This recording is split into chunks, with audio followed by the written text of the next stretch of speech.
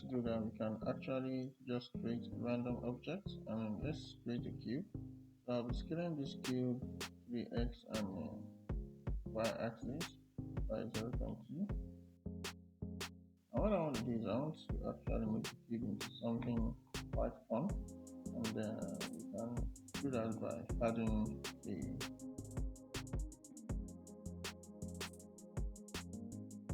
look button slide.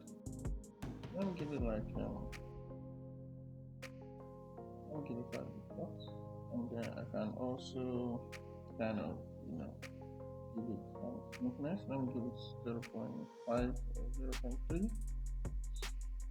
Let's just give it this, and I can also make it a spiral object, by just using my proportional editing, and then rotating and making sure that the scale of my proportional editing covers the entire mesh. Just like that. I can rotate towards the axis, just give it that, so I can give it 150. I can see that I have this funny looking spiral stuff here, and now I can also add a modifier to make it look even more compelling. And I'm going to add let's add a generate modifier, so we can add a subsurf and division surface modifier, give it 2. Now, so I want it to be simple, I don't want it to take away the geometry of my mesh. So I can give it 2, I can give it 3.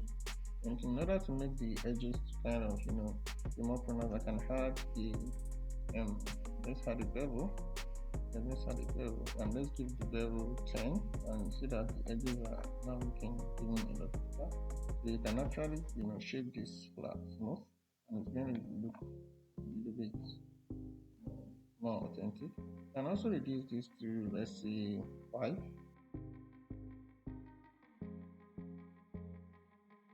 Just make it look a lot more sharper, a lot sharper. Then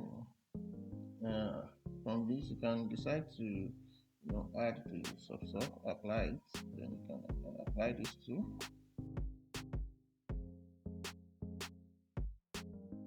So now what I want to do now is I want to add an array modifier, because that's what we want. We want the objects to actually go around the curve, to call around the curve. So we can let's give this like this arrays, then and actually just increase the factor by 1.5. So now I'm going to add a circle. Add a circle mesh, and then this circle mesh I'm going to scale it up. I'll scale it up by 4.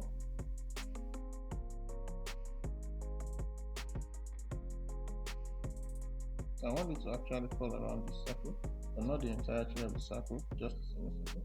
I need to go to the object mode, edit mode rather, and I'll take all these other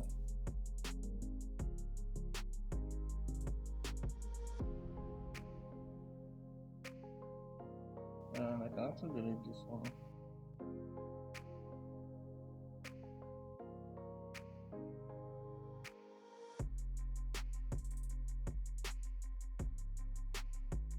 Now what I want to do is I want to have this arrayed objects going around this like this. In order to do that, I need to first convert this into a curve, because I'll be adding a curve modifier. So if I'm adding this, I'm converting this into a curve. Let's go to object mode to convert to curve, and you see that you can convert into a curve. And once you convert into a curve, you see that the curve property comes here, which means it's legitimately a curve now.